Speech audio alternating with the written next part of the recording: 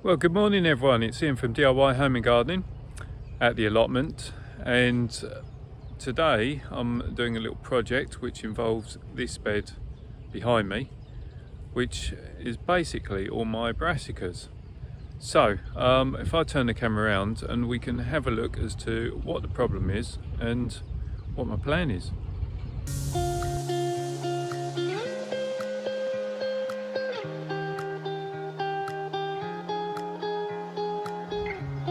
As I say, this is the bed where I've put in all my brassicas. So by brassicas, we're talking purple sprouting broccoli, calabrese, cavolo nero, kale, cavolo nero, cauliflower and Brussels sprouts. And they all have, well, they have a few things in common, but one thing they do have in common is the fact that cabbage whitefly love them, and the cabbage white butterflies love them. And the latter is the main problem, because what the cabbage white butterfly does is it comes down, it lays its eggs onto the kale or cabbage or broccoli, whatever it is within the Brassica family. Those eggs hatch and they all come out as very voracious feeding caterpillars that basically just decimate your whole crop and ruin everything. So for the temporary measure that I've had whilst these seedlings have been growing is this insect mesh, which works fantastically. And up till now, so whilst the plants have been small, my solution has literally just been draping it over some of these ends of scaffold boards. But as you can see now, the plants are touching the top, which is actually damaging and causing some elements of scorch to the leaf. So my intention is to build a frame, and last year what I did was I just grew them under my normal hoops, like so, and the hoops were about 2 foot in height, which was fine for start of the season. But actually by the time we'd got to the end of summer, early autumn, these plants were all touching the tops of the hoops, to the point where again they get damaged, and so you need to lift the netting off. But it's at that very point where the caterpillars are at their most prolific.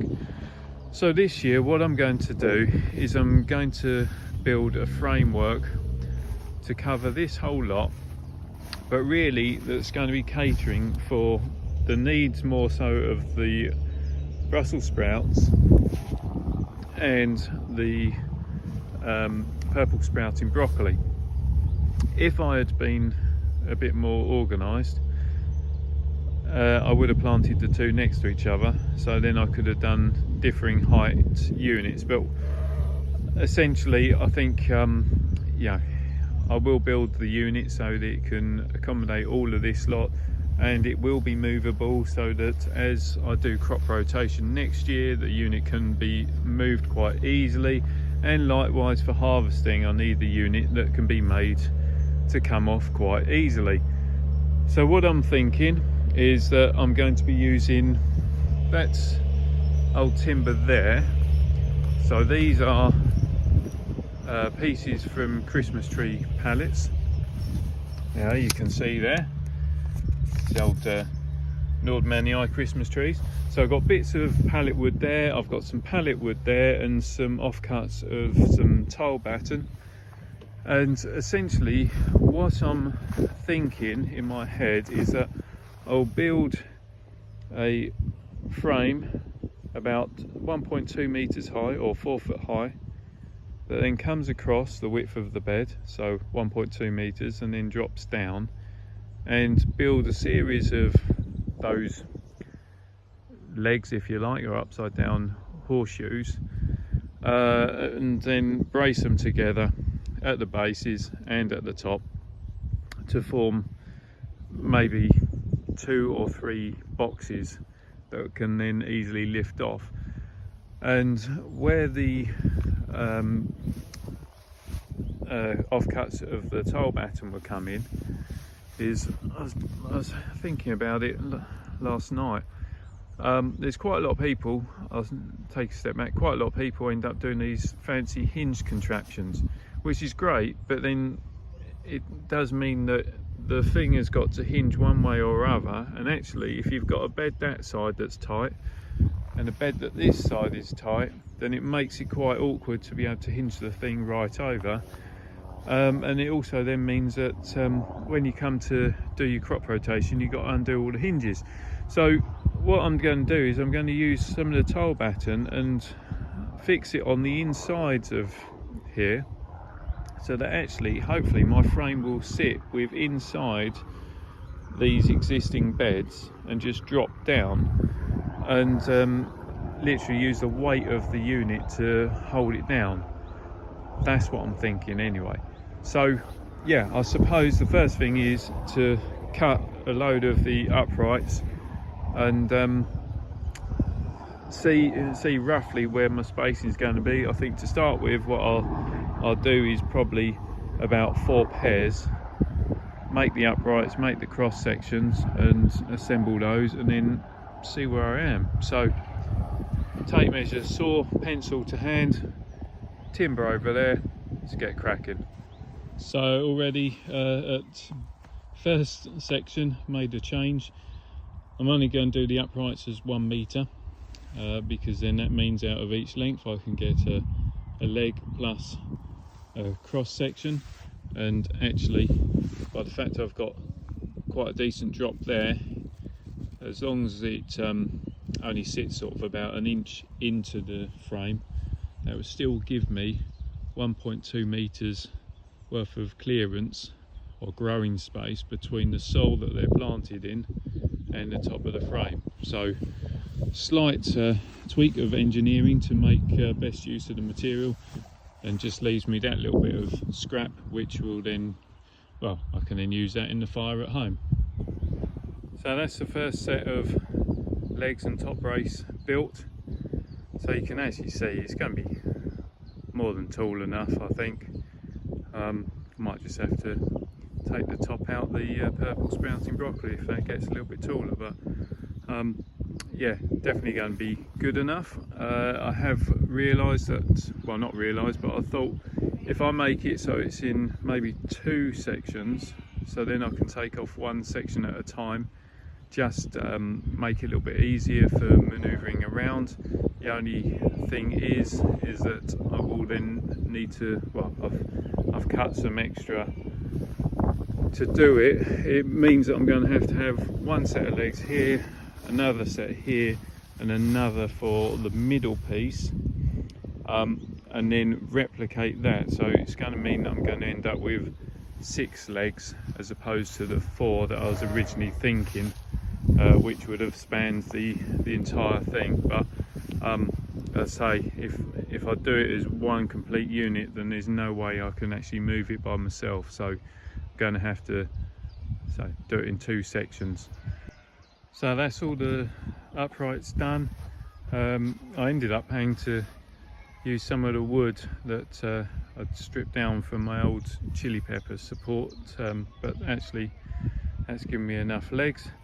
I'm going to go and nip down to the old allotment now to go and get some of the longer lengths of tile batten, and that tile batten we'll use to brace from section to section at the top and also at the bottom.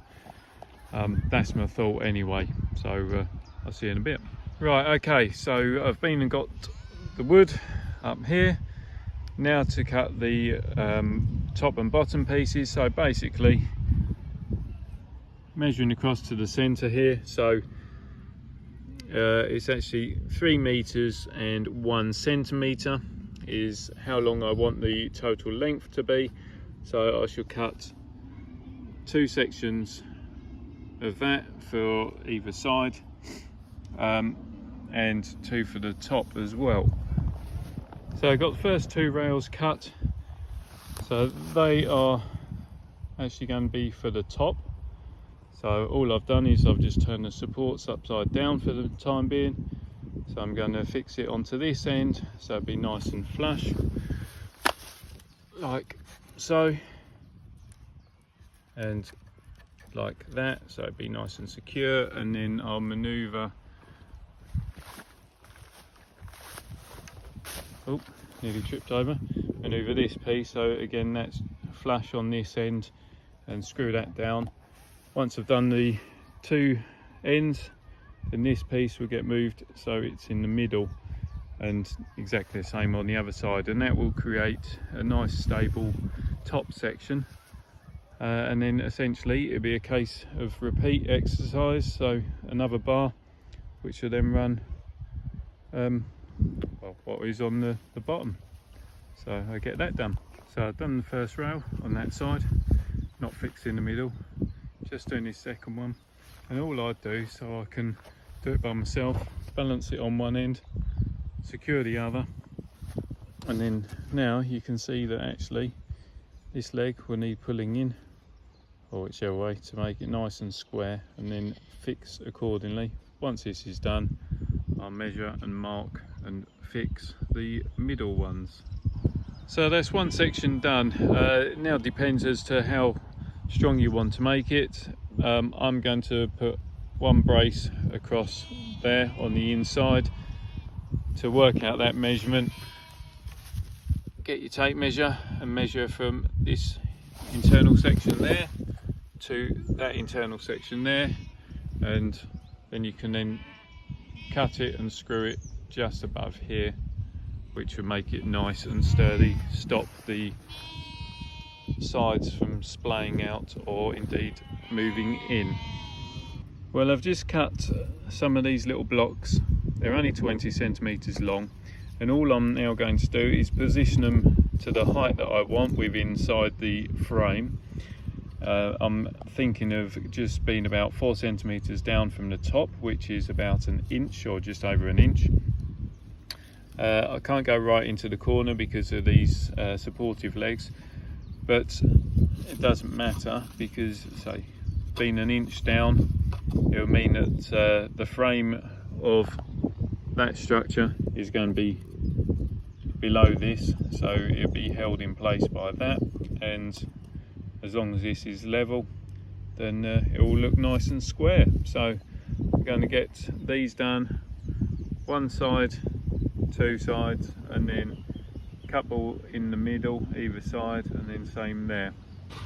There we are. So that's the first one in place.